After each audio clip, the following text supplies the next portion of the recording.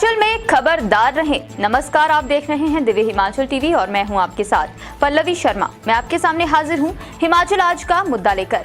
हिमाचल में आजकल सैलानियों का मेला लगा हुआ है। प्रदेश के टूरिस्ट स्पॉट में आजकल भारी भीड़ उमड़ रही है और आगे भी अब ठीक ठाक सैलानी हिमाचल आएंगे। पर क्या यहाँ सैलानियों की सुरक्षा को पुख्ता प्रबंध हैं? क्या ट्रैफिक संभालने के लिए हिमाचल तैयार है? हम पहाड़ी में इन्हीं सवालों के जवाब तलाश रहे हैं राजेश शर्मा और ओमकार सिंह।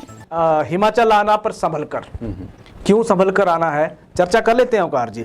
मैदानों की बात करें, आप देखिए कि गर्मी ने हालत एक तरह से खराब कर दी है लोगों की और आजकल लोग हिमाचल का रुख करने लगे हैं। हमारे जितने भी पर्यटक स्थल हैं सैलानियों से गुलजार हो गए, क्या कहेंगे?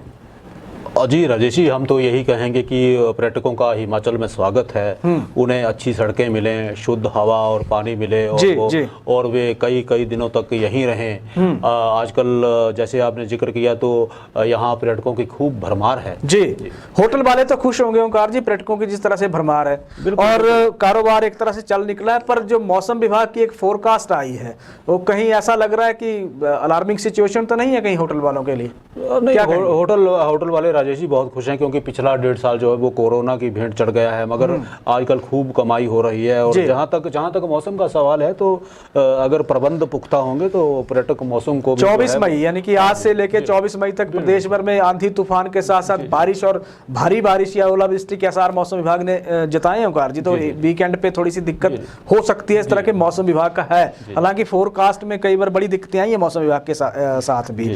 सैलानी तो हिमाचल आ रहे हैं ओंकार जी, असली मुद्दे पे आते हैं, पर उनको संभालने के लिए क्या हिमाचल प्रदेश तैयार है? क्या हमारा प्रशासनिक ढांचा तैयार है? क्या हमारी व्यवस्था तैयार है? जाम बार बार लग रहे हैं, राजधानी शिमला से लेके आप हमारे चाहे प्रवेश द्वारों की बात कर लीजिए, हालत खराब है दिनों दिन। क्या कहेंगे? इसलिए राजेश जी हम बार बार प्रबंधों की बात करते रहते हैं जो कहीं पर भी हमें नज़र नहीं आते हैं। पर्यटक यहाँ अपने दम पर पहुँचते हैं और अपने ही दम पर जो है वो वापस चले जाते हैं जी।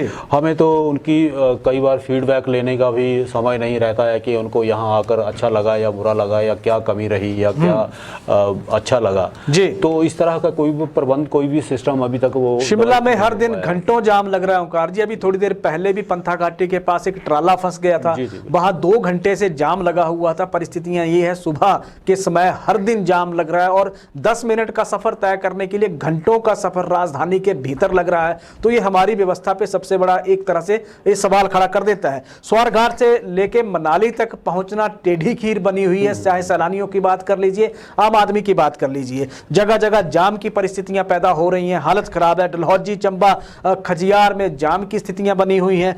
कसौली में हालत खराब है। वीकेंड पे जिस तरह से सैलानी पहुंच रहे हैं वहां ऐसा लग रहा है कि सैलानियों की गाड़ियों के आगे प्रदेश की सड़कें छोटी पड़ती हुई नजर आ रही हैं। होटल वाले इसलिए खुश हो रहे हैं ओंकार जी क्योंकि वीकेंड पे अगर हम बात करें तो 100% तक ऑक्यूपेंसी उनकी पहुंच रही है। जो बाकी दिनों के हिसाब से बात करें तो 40 से 60% तक रहती है। लेकिन जब वीकेंड होता है, पिछले 3 दिन की जो छुट्टियां थी पिछले हफ्ते, उस दौरान तो सैलानियों को कमरे तक नहीं प्रदेश में मिल रहे थे। तो इस तरह की स्थितियां यहाँ पैदा होने लगी हैं। तो हमारी तैयारियां, ऐसा लग रहा है कि सैलानियों को संभालने वाली अभी नजर आ नहीं रही है ओंकार जी। सुरक्षा व्यवस्था के लिहाज से बात कर लेते हैं। क्या पुलिस सैलानियों की सुरक्षा के लिए तैनात है या बात फिर भगवान भरोसे ही सैलानियों की सुरक्षा छोड़ दी जाती है? क्योंकि बार बार हम बात करते हैं टूरिस्ट पुलिस बनाएंगे, वो बनी तो है नहीं अभी तक। क्या कहेंगे? जी बिल्कुल राजेश जी, आपने बिल्कुल सही फरमाया कि यहाँ तो सब राम भरोसे है। जिस पर्यटक की गाड़ी निकल गई वो शहंशाह है और जिसकी गाड़ी जाम में फंस गई वो वहीं फंस के रह जाता है। उसका या तो पुलिस चालान काट देती है या फिर उसे उसी के हाल पे जो है छोड़ दिया जाता है। तो इस तरह की परिस्थितियां हैं। ना तो यहाँ पर्यटक पुलिस बन पाई, ना ही पर्यटकों के लिए कोई गाइडेंस सेंटर बन पाए। तो अगर जब तक ये ढांचा खड़ा नहीं होगा तब तक जो है पर्यटक को संभालना जो है वो वैसे पर्यटन जो सूचना केंद्र है उखली के पास बना है, वहां जंगली घास ने उसको घेर के रखा हुआ है। हालत तो ये है प्रदेश की। और अगर हम बात करें तो सैलानियों की सुरक्षा के लिए ना तो कोई ऐप अभी तक डेवलप सरकार कर पाई है, ना ही ऐसा लग रहा है कि टूरिज्म को लेकर गंभीरता नहीं दिखाई जा रही है ओंकार जी की टूरिज्म को एक इंडस्ट्री हिमाचल प्रदेश में इस तरह के माना नहीं जा रहा है। तो वहां से दिक्कतें हैं क्योंकि ना तो सुरक्षा को लेकर सरकार गंभीर या पुख्ता कदम उठा रही है, ना ही फिर वहां सुविधाओं को लेकर गंभीर और पुख्ता कदम उठाए जा रहे हैं।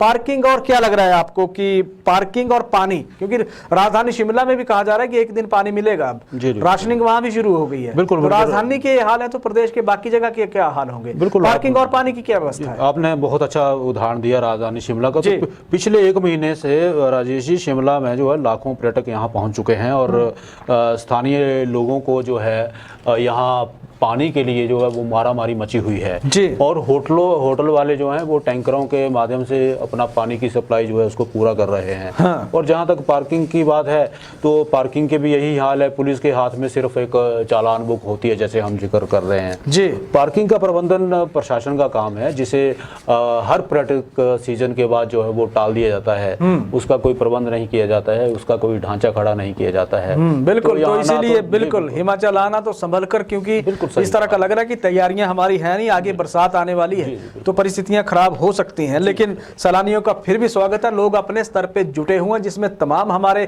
चाहे होटल वालों की बात कर लीजिए, चाहे टैक्सी वालों की बात कर लीजिए, व्यापारी वर्ग की बात कर लीजिए, अपने स्तर पे सभी लगे हुए हैं कि ताकि सैलानियों को बेहतरीन सुविधाएं देके उनके अनुभव कम से कम यहाँ कड़वे या खट्टे ना किए जाएं या उनके अनुभव कड़वे खट्टे ना रहें।